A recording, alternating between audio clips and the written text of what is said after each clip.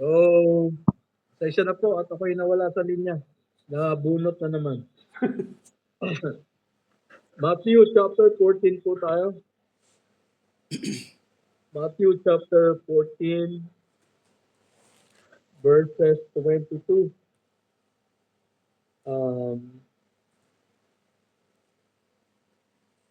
Hanggang 33. Straight away, Jesus continued to be the feet at the beautiful world when he said to me to be the spirit of God to pray, to pray, hear the spirit of Mary of the words of the faith,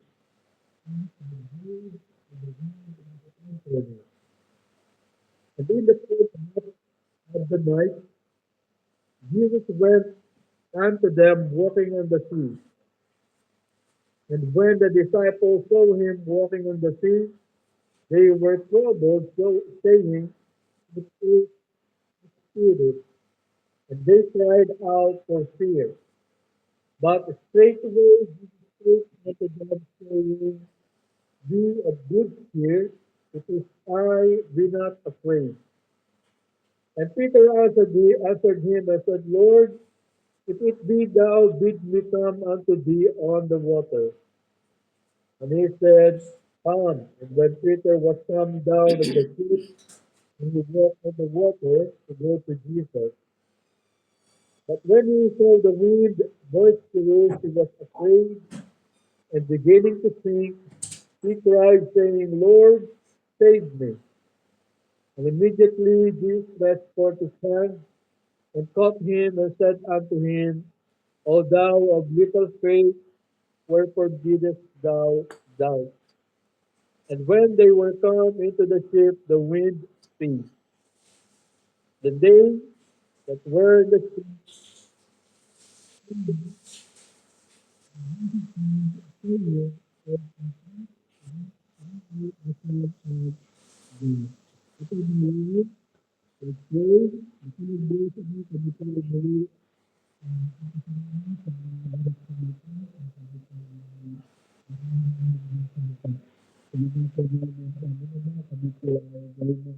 dapat bigyan mo po kami ng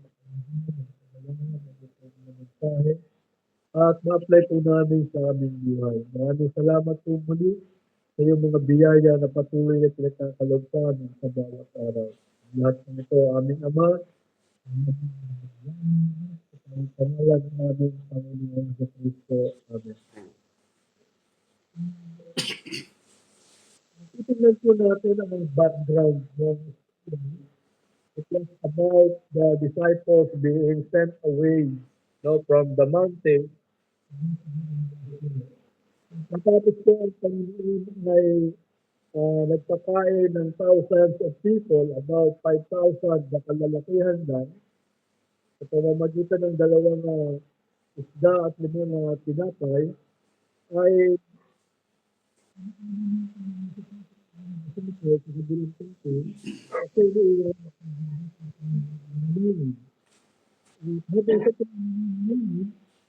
ang bangkino na nasinatay na mga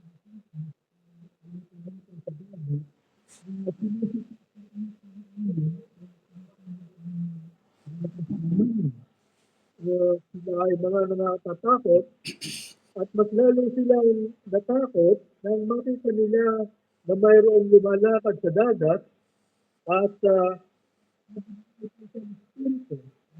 sali ng Tagalog at sabi nila ay multo. Sabi ng Panginoon, ako ito, huwag kayong matakot. At nagsalita si Pedro, Panginoon, kung ikaw po yan, hayaan mong lumakad ako sa tubig. At nang siya ay nagsimula ng lumakad, lalong lumakas ang alon, lumakas ang hangin, at ano pa siya ay natakot, at siya ay lumubog. At siya ay humingi ng tulong sa Panginoon na siya nagsasabi, Panginoon, iligtas mo po ako. At kaagad inunat ng Panginoon ang kanyang mga kamay kay Pedro at siya ay niligtas mula sa pagkalunod. At sinabi ng Panginoon Kristo sa kanya, ikaw na kokonti ang pananampalataya, bakit ka nagduda? At nang sila ay makasakay na sa bangka, ay sinabi ng mga disipulo, sa katotohanan, ikaw nga po ang anak ng Diyos. Tayo po ay nasa mundong ito na punong-puno ng kaguluhan, punong-puno ng, kumbaga ay walang certainty ang ating buhay, hindi natin alam kailan tayo mabubuhay, hindi natin alam kung ano ang mga uh, sasagupain pa nating mga pagsubok sa ating buhay. No? Ang ating papakinggan ng mga balita ay baka mawala na tayo, tayo ay masiraan na ng ulo, kaiisip. No? So sa panahon ganito mga kapatid, kailangan po natin palakisin ang ating pananampalataya. Kailangan po nating i-exercise ang ating pananampalataya upang sa ganun, anuman ang pagsubok, anuman ang unos, anumang mga kahirapan na maaari po nating masagupa sa mundong ito, ito po ay ating malalagpasan. So sa ating nagbulasa sa aklat ng Matthew chapter 14, may mga ilang bagay tayong matututunan. No? Since tayo po ay naglalakbay, isang lakbayin no, na kung saan ay tayo ay mga dayuhan lamang sa lupang ito, tayo ay mga manlalakbay lamang, at ang ating patutunguhan ay walang iba kundi ang destinasyon na ng Panginoong Diyos. No? Kinakailangan po nating patibayin ating pananampalataya. Kumbaga sa isang bata, kung siya'y mananatiling pagapang-gapang lamang, kung siya'y mananatili na kung lumakad ay paupo, siya magiging kapakit-pakinabang, bagko siya'y magiging kasamin, at ilalahinin namin ang kanyang pamilya sa buhay. Anak ng Panginoon. Every one of us, when we were regenerated, when God has quickened our dead spirit, kasama po niya yung mga spiritual gifts na pinagkaloob sa atin na binabanggit sa aklat ng Galatians chapter 5 verse 22, no? For the fruit of the Spirit is love, joy, peace, long-suffering, meekness, tender, nine fruits po yan. No? Kasama po ang patience, kasama ang love, and yung faith. No? So yung pong faith na yan ang ating bibigyan ng emphasis. How can we strengthen our faith? Paano po natin ito gagamitin? Paano po natin ito exercise? So based sa ating pong nabasa, so, makita po natin yung invitation ng Panginoon sa Kristo kay Peter na sinabi niya, come unto me. Sabi ni Pedro sa kanya, Panginoon, kung ikaw po yan, hayaan mo kung lumakad sa tubig. Ang sabi ng Panginoon, come. Isang imbitasyon na kinakailangan ng isang pagtalima, isang imbitasyon na kinakailangan ng isang pagsunod. No? At ito ay nangangailangan ng pananampalataya. When we come to the Lord Jesus Christ, we must exercise our faith. For without faith, we cannot please Him. Without faith, hindi po natin nanaisin na lumapit sa ating Panginoong Kristo. So mapansin po natin dito sa ating pag-aaralan na in order for us to strengthen our faith, we must walk by faith, not by sight. We must walk by faith without doubt. We must walk by faith without fear. We must walk by faith by being prayerful, and we should walk by faith to know deeper the Lord Jesus Christ. The first point po natin, we should walk by faith and not by sight. 2 Corinthians 5:7, ito ang sinasabi ng Biblia. 2 Corinthians 5:7, sabahan niyo po ako. Ayan, nauna pa sa akin yung operator. For we walk by faith, not by sight. Pagkat nagsisilakat kami sa pamamagitan ng pananampalataya, hindi sa pamamagitan ng paningin. Kapagkat kung tayo po, mga kapatid, ay titingin sa ating kapaligiran, no, ay madidismaya po tayo at we will not step by faith. Agaya po halimbawa nung panahon ni Moses, nung sila po ay nasa ilang at sila ay mako-corner na ng mga Egyptians, wala na silang tatakbuhan, di na pwedeng tumakbo pabalik dahil nasa likod na mga Egyptian soldiers, nandun si Pharaoh. O naman sila yung tatakbo paharap, nandun naman ang dagat. So wala silang ibang choice, no? Kundi lumangoy. Subalit si Moses ay lumapit sa Panginoon at nagsabi, Panginoon, ano ang aming gagawin? At sinabi ng Panginoon kay Moses, iunat mo ang tungkod at mahahawi ang dagat at kayo ay makalalakad sa kalagitnaan na para bang tuyong lupa. What if hindi po sumunod si Moses? What if iniisip ni Moses, imposible naman na ang dagat na ito ay mahahawi. No? What if hinintay nilang bumuka muna yung dagat bago sila humakbang? Pero instead, no? Ang sabi ng Panginoon, iunat mo ang tungkod. Nang inunat niya ang tungkod, nahawi ang dagat at sila'y lumakad sa kanyang kalagitnaan na para bang ito'y isang tuyong lupa. Ano? So sa atin pong buhay, mga kapatid, tayo po ay punong-puno ng mga challenges sa ating buhay. Mayroon tayong mga decisions na ating dapat pinag-iisipan. Mayroon po tayong mga decisions na gagawin sa ating buhay, pero hindi natin magawa-gawa dahil we do not want to do the first step. No? Ayaw nating humakbang. Ayaw nating magsimula. Ayaw nating sumunod dahil we are in a nasa comfort zone po tayo. Ayaw nating mapagod. Ayaw natin ng may risk. Gusto natin kapag tayo ay kikilos, tayo ay sigurado. No?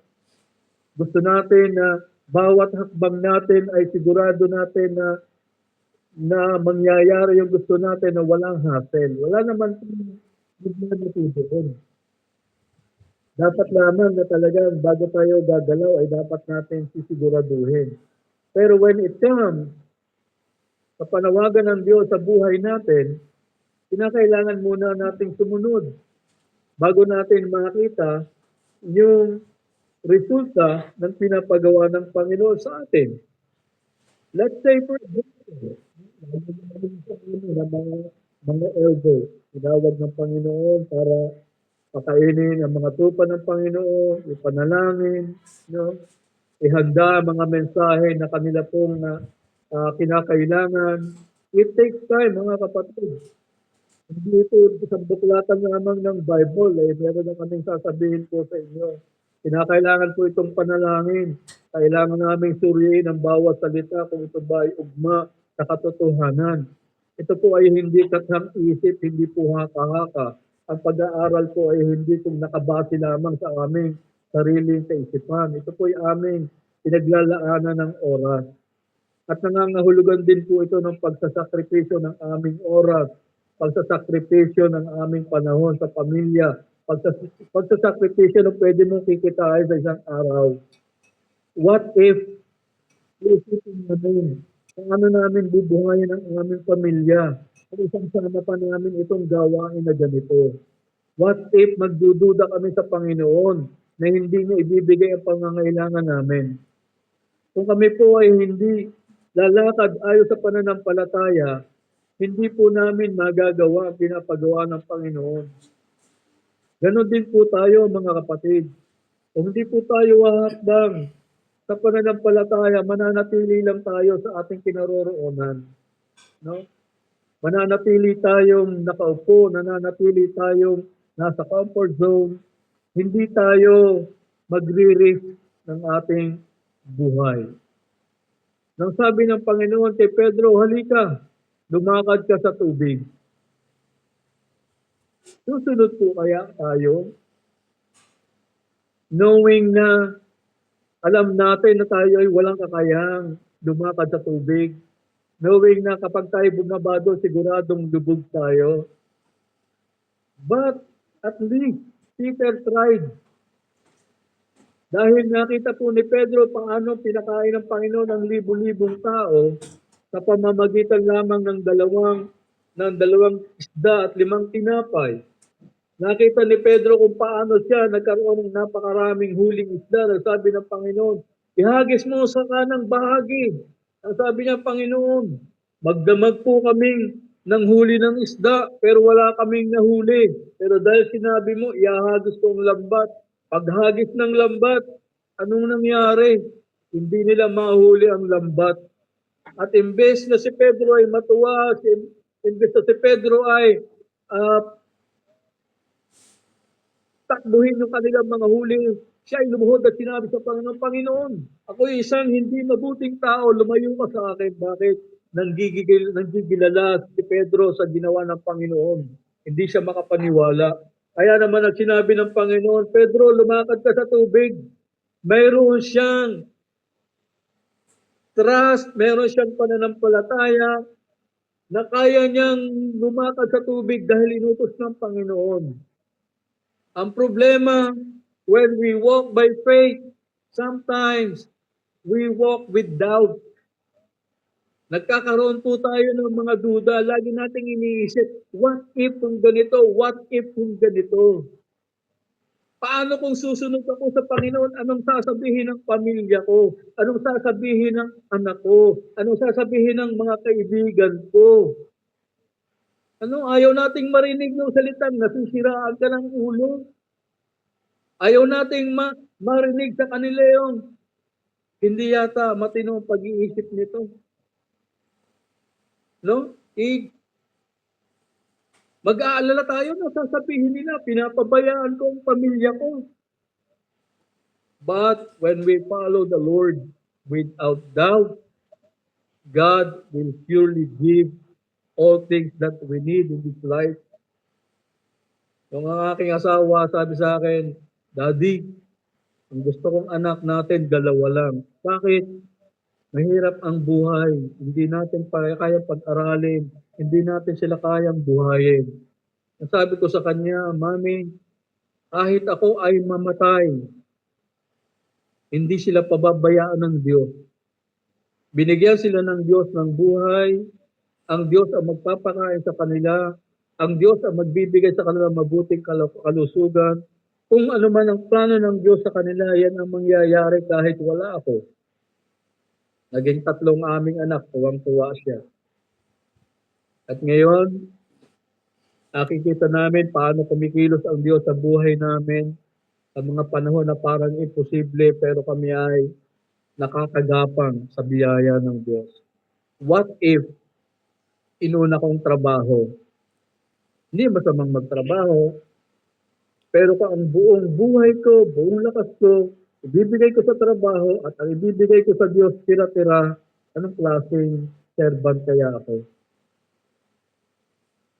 Anong klaseng servant po tayo? Kung ibibigay natin sa Diyos ay tira-tira. Because we doubt the Lord, mas nagtitiwala po tayo sa sarili natin. Sinasabi natin, kung hindi ako magtatrabaho, kung hindi ako gagawa, magugutom kami. Kaya naman kahit linggo, trabaho, kahit gabing-gabi na trabaho, puro sabi ng Panginoon, maging pinabayaan na natin ang Panginoon at ang ibibigay lamang sa anong klaseng anong klaseng pananampalataya ang meron po.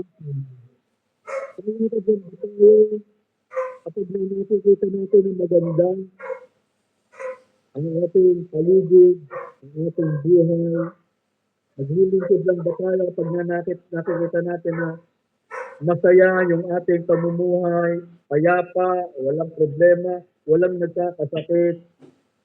Pero kung paano nawalan ka ng trabaho, nagkaroon ka ng sakit, susunod pa kaya tayo sa Panginoon? We should walk by faith, not by sight. And we should walk by faith without doubt. At si Pedro ay lumalakad sa tubig, lumakas ang hangin, no? Lumaki ang alon. Ano po nangyari kay Pedro? Siya ay lumubog. Bakit po nangyari yon? Because siya po ay natakot. No? Kilala niya ng Panginoon. Nakita niya po ang Panginoon ng mukhaan. Nakita niya mga bagay na kababalaghan na ginawa ng Panginoon.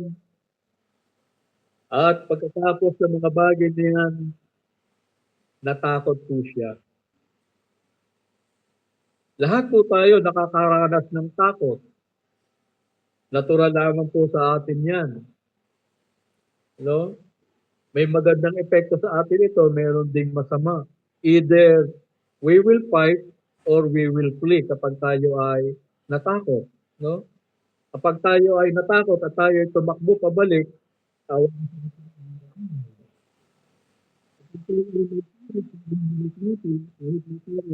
sa atin ay grave.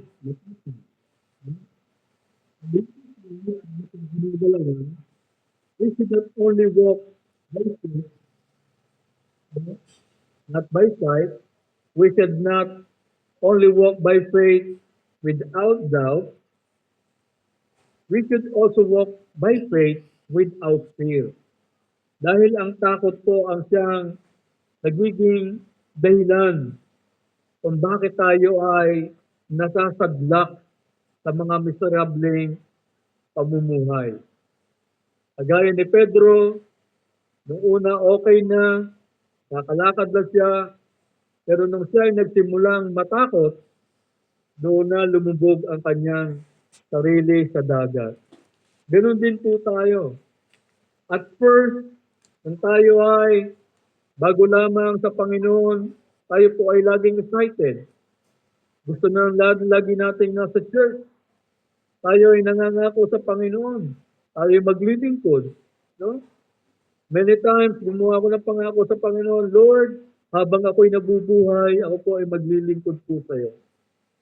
Pero habang tumatagal, nagkakaroon ako ng takot at sinasabi ko, Panginoon, talaga bang tinawag mo ako? Maraming beses na ako'y nagtanong sa aking sarili, magtutuloy ba ako?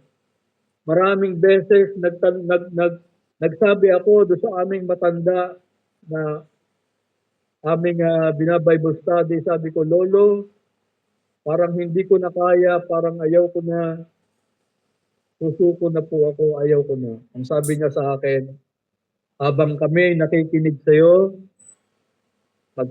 pagpagamit ka sa Diyos. At doon ko napagtanto, sa kabila ng mga duda, sa kabila ng mga takot, kung ikaw ay tinawag ng Panginoon na tunay, hindi mo alalahanin ang takot, hindi mo na alalahanin ang duda, tuloy-tuloy lang. No? Di mo alam kung ano magiging bukas, kung may kakainin o wala. Di mo alam kung makakapag-aral ang iyong mga anak ng tuloy-tuloy. But when you give yourself to the Lord, He will do the rest. Only do not fear. No? Maraming mananampalataya ang nawawala sa paglilingkod dahil sa takot magutom, walang maisuot, no? Natatakot sa buhay. Tingnan po natin ang aklat ng Matthew chapter 6. Punta po tayo doon. Balik po tayo sa 14 mana. Matthew chapter 6, sabi po dyan. Matthew 6, sana si Matthew?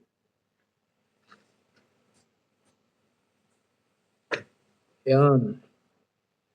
Matthew 6,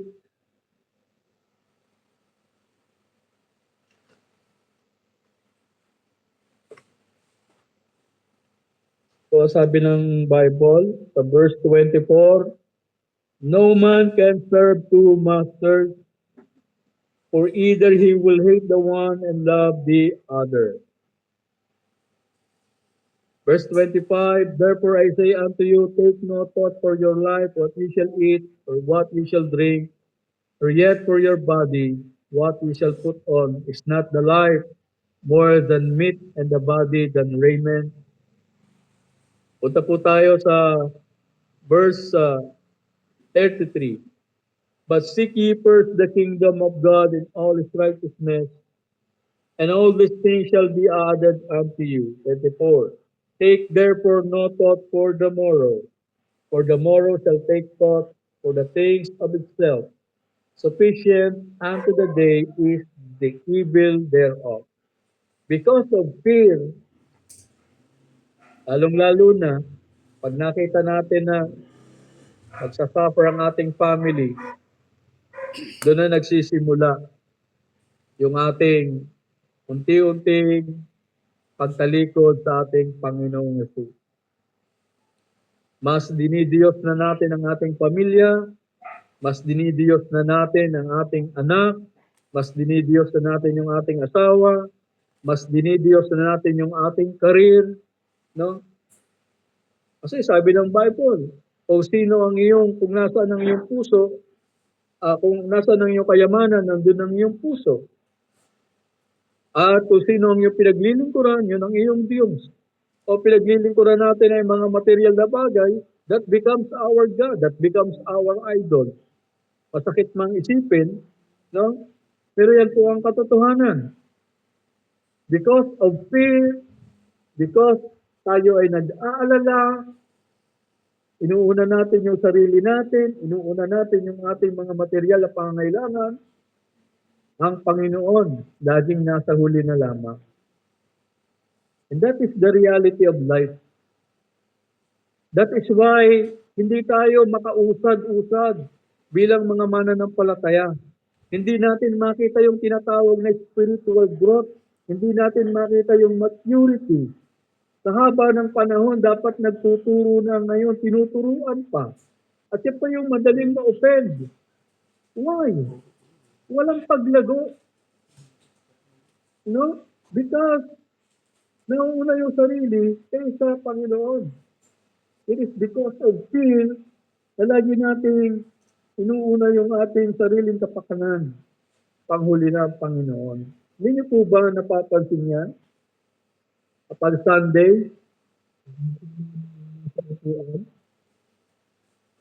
pero kapag may mga party, may mga event, may mga banda, may mga music laban, ano?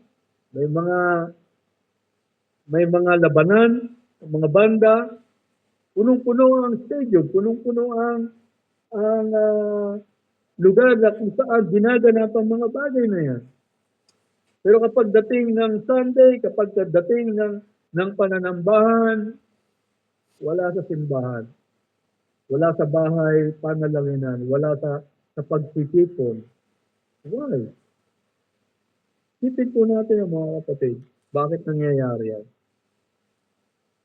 Is it because yung ating pagtingin sa Panginoon ay ah, hindi siya, kumbaga, apple of our eye? Sabay ginagaya lang natin sa isang kakilala lang, malaala lang natin na babatiin, no? At pagkatapos ay hindi na natin malaala. Ganyan lang ba ang ating pananaw patungkol sa Panginoon? Hindi ba siya ang sentro ng buhay natin sa bawat araw? Hindi ba siya ang dapat ay nagmamay-ari ng ating sarili? Kaya nga sabi ng Biblia sa Romans chapter 12, I beseech you therefore, brethren, by the mercies of God, that ye offer your bodies a living sacrifice, holy and acceptable unto God, which is your reasonable service. And be not conformed to this world, but be ye transformed by the renewing of your minds, so that you may know what is that good and perfect will of God. Ito po yung hinihingi ng Diyos sa atin. Yung ating sarili ay ibigay natin sa Kanya. Pero paano natin masasabing tunay ang sinurrender natin yung sarili natin sa Kanya? Na yung time na dapat sinusuportahan natin ang Kanyang gawain, wala po tayo. Yung pastorin nyo, walang makain. Ano po yung ginagawa? Ha? Pag nag-post kayo, puro puno ng cake ang mga mesa nyo. Kamusta naman po ang pastor nyo? Naalala nyo po ba? Ay, panalangin lang po ba si pastor? Nakamusta naman po kaya si pastor? No? Tayo po ay tinatawag ng Panginoon para tayo maging malapit sa Kanya. Pero we cannot get closer to Him habang nariyan yung takot, habang nandiyan yung fear. Hindi po natin magagawa na tayo ay mas lalo pang mapalapit sa Kanya. Pero ganun pa man mga kapatid, though we fail, though we doubt, though we fear, meron pa rin nilalaan ng Panginoon lagi sa atin na kumbaga consideration. Gaya ni Pedro, na siya lumubog, sabi niya, Lord, help me. When we are so down, kapag tayo po exhausted na, kapag tayo pagod na, kapag binigay na natin ang lahat ng lakas natin at wala pa rin nangyari, baka naman kailangan na natin tumawag sa Panginoon. Baka naman kailangan na po natin ng rescue mula sa Panginoon. It is just but a short prayer. Lord, help me. Hindi ko na po kaya. Sabi ng Panginoon, God is our refuge, a very present help in times of need. Andiyan lamang po siya. Though we become unfaithful, He remaineth faithful. Yan po yung kagandahan ng Diyos, ng kagandahan loob ng Diyos atin. Hindi niya po binibilang yung ating kasalanan. Bagamat tayo ay hindi nananatiling tapat, He remaineth faithful, mga kapatid. Lagi po siyang nandiyan. He is just but a one call away. Yan sabi po sa Jeremiah chapter 33 verse 3. Call unto me, and I will answer thee. No? Nagawa na po ba natin yan? Na kung tayo ay hirap na, tayo ba ay lumalapit sa Panginoon? Mihingi po ba tayo ng tulong sa Kanya? Humingi ng tulong sa ating kaibigan. Nauna tayong humingi ng tulong sa ating kakilala. Nauna tayong humingi ng tulong sa mga politiko. Ang gustong unahin natin ay Panginoon. Nauuna pa yung ibang tao. We are God's children, At wala po tayong ibang mahihingahan kundi ang Panginoon. Huwag tayong magtiwala sa ating kapwa-tao, bagamat tayo magkakapatid sa pananampalataya, kailangan pa rin nating maging ah, mapanuri. Why? Sabi ng Biblia, put not your trust in man for a piece of bread, he shall transgress. Pag nagutom yan. Pero sa Diyos, sa ating Panginoon, hindi niya tayo ta-turn down. Kaya sabi niya dyan, call unto me and I will answer you. And show thee great and mighty things which thou knowest not. Napakaraming bagay na kailangan natin ma-discover. Napakaraming mabubuting bagay na nakalaan sa atin ng Panginoon. Pero hindi natin nakikita, hindi natin na-appreciate dahil malayo tayo sa Kanya.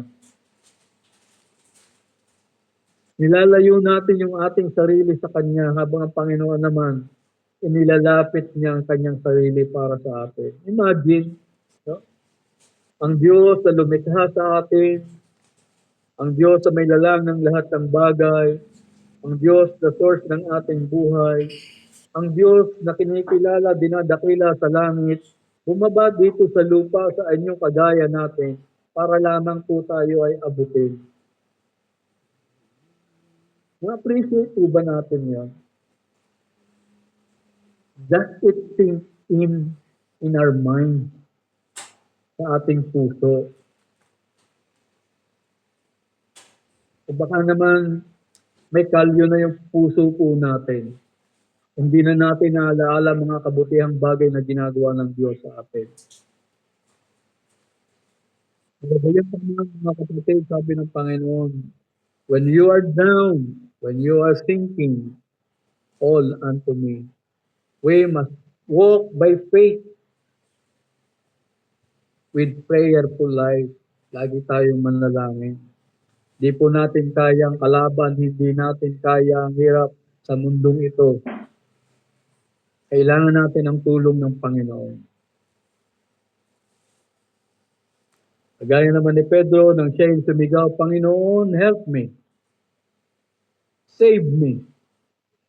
Niligtas siya ng Panginoon sa tiyak na kamatayan sa dagat.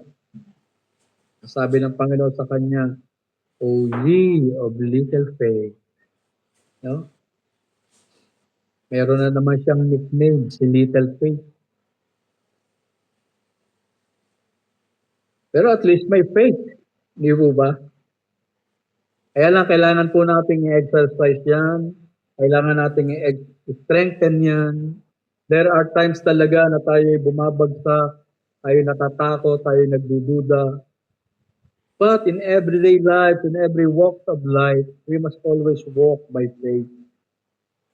Diyan po natin may exercise yung ating pananampalataya. May stress natin yung ating sarili. Later on, makita natin we are strong enough to handle such and such and such situations in our life. One thing na matututunan po natin dito, Matthew chapter 14, ang sabi po dito sa verse Matthew 14, ito pagkasabi ng Bible. Verse 32, and when they were come into the ship, the wind ceased. 33, then they that were in the ship came and worshipped him, saying, Of a truth, thou art the Son of God. Hindi po ba alam ni Pedro na ang Panginoon ay anak ng Diyos? Na ang Panginoon ay nagtanong, ano sinasabi ng mga tao patungkol sa akin? Ay, ikaw daw po si Elijah. Ikaw daw po ang ganitong propeta. Ano naman ang sinasabi ninyo patungkol sa akin? Ang sabi ni Pedro, Thou art the Christ, the Son of the living God. Ang sabi ng Panginoon kay Pedro, Pedro, Hindi laman at dugo ang nag-reveal nito sa iyo, kundi ang Diyos. Peter knows from the beginning that the Lord Jesus Christ is the Son of God. Pero dito sabi nila of a truth. Why? Dahil patunay lamang talagang sila ay nagduda. Nung sabi pa lang ni Pedro, Panginoon, kung ikaw nga yan. So hindi siya 100% sure na nakikilala niya ang Panginoon na siya nga yung kanilang kausap. Kaya binigyan niya ng pagsubok ang Panginoon. Panginoon, kung ikaw nga yan, tulungan mo kong lumakad sa tubig. Dahil alam ni Pedro, makapangyarihan ang Panginoon, papakita niya sa kanila, na lalakad guy, pinakita naman ng Panginoon sa kanila. Ang problema, nagduda, natakot, kaya lumubog. Ganon din sa buhay po natin. Kaya naman, bagamat tayo may pananampalataya, sabi ng Panginoon, it is little faith. That's why it has to be strengthened. Kailangan natin itong mapalago, kailangan natin itong mapalakas. Sa pamamagitan ng puspusang pananampalataya sa Panginoon, no? Without doubt, without fear, samahan pa natin ang panalangin, lalakas po tayo. Samahan pa natin ang pag-aaral patungkol sa Panginoong Kristo so that we might have a deep knowledge of Him. Because when we know who the Lord Jesus Christ is, the more we know what we can do, the more we know His plans for us, the more we will be unshaken.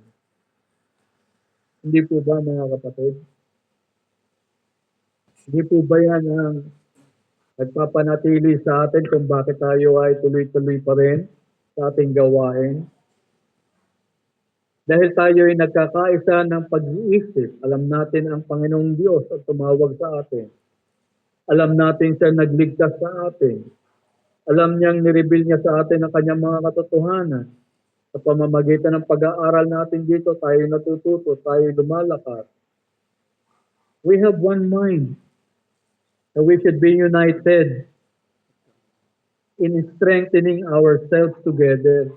Ito po ang purpose ng ating virtual fellowship. Bagamat hindi po tayo nagkakasama-sama, hindi po tayo nagkakakamayan, hindi po tayo nakikita-kita face-to-face, yet through this virtual fellowship, na-enlighten po tayo, nadadagdagan po yung ating kaalaman, na-strengthen yung ating pananampalataya. That is why, pagdating ng Sunday, huwag po nating pabayaan ang pagtitipon. Sabi po sa Hebrews 10:25, forsaking not the assembling of ourselves together as in the manner of some is.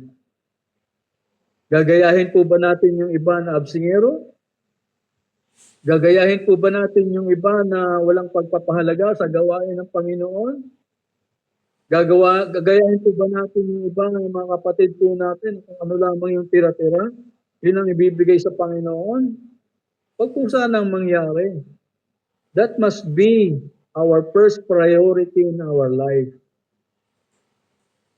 Dahil sa loob ng isang linggo, isang beses lang tayo magtitipon, magsama-sama, 1, 2 oras pa, 3 oras, hindi pa natin magawa mga kapatid.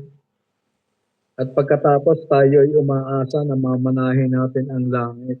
Tayo ay umaasa na pagdating natin sa heaven, tayo ay bibigyan ng Diyos ng mga biyaya. What an attitude. The more we know ourselves, how sinners we are, the more we should know and love the Lord Jesus Christ. And the more we know Him, the more na tayo'y nananangan sa Kanya, nagiging matatag, tayo hindi magigiba dahil alam natin na siya na nagbigay ng kanyang buhay para sa atin, kailanman hindi magbabago ang pag-ibig niya sa atin. Kaya sabi niya, who shall separate us from the love of Christ? Shall tribulation? Shall famine? Shall pestilences? Ano makapaghiwalay po sa atin? Sabi ni Pablo, ako'y lubusan naniniwala kahit ang kalaliman, kahit ang kababaan man, kahit anuman nilalang, mga anghel mga yan, mga bagay na hindi nakikita, kahirapan, pagtitiis, walang makapaghihiwalay sa atin sa pag-ibig ng Diyos. So ito po, basahin ko po dito, sabi sa verse 38, for I am persuaded that neither death, nor life, nor angels, nor principalities, nor powers, nor things present, nor things to come, nor height, nor depth, nor any other creature shall be able to separate us from the love of God, which is in Christ Jesus our God. Mga kapatid, in order for us na mapatibay ang ating pananampalataya, we must always remember to walk by faith, not by sight. Walk by faith without doubt. Walk by faith without fear. Walk by faith with a prayerful life. Walk by faith in knowing more deeply the things of God, the Lord Jesus Christ. Sapagkat sa pamamagitan niya, lalo po tayong magiging matatag.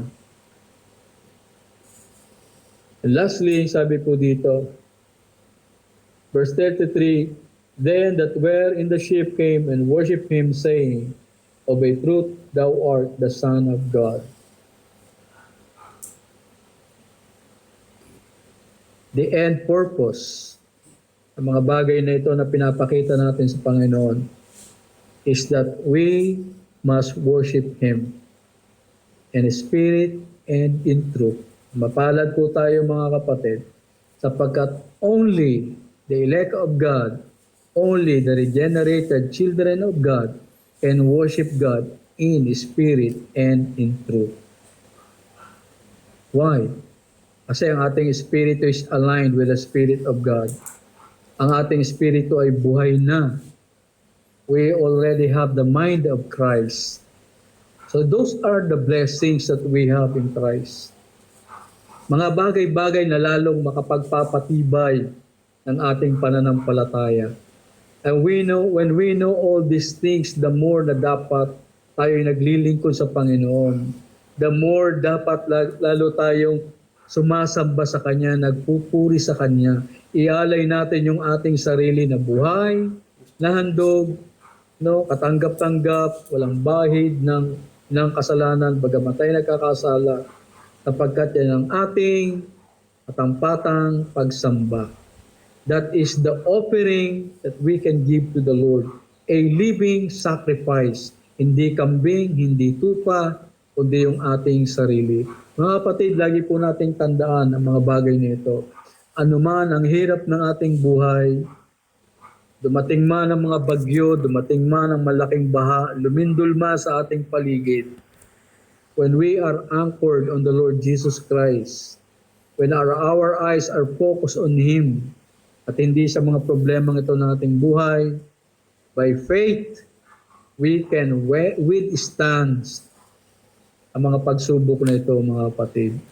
Muli mga kapatid, maraming salamat at magandang gabi sa ating lahat.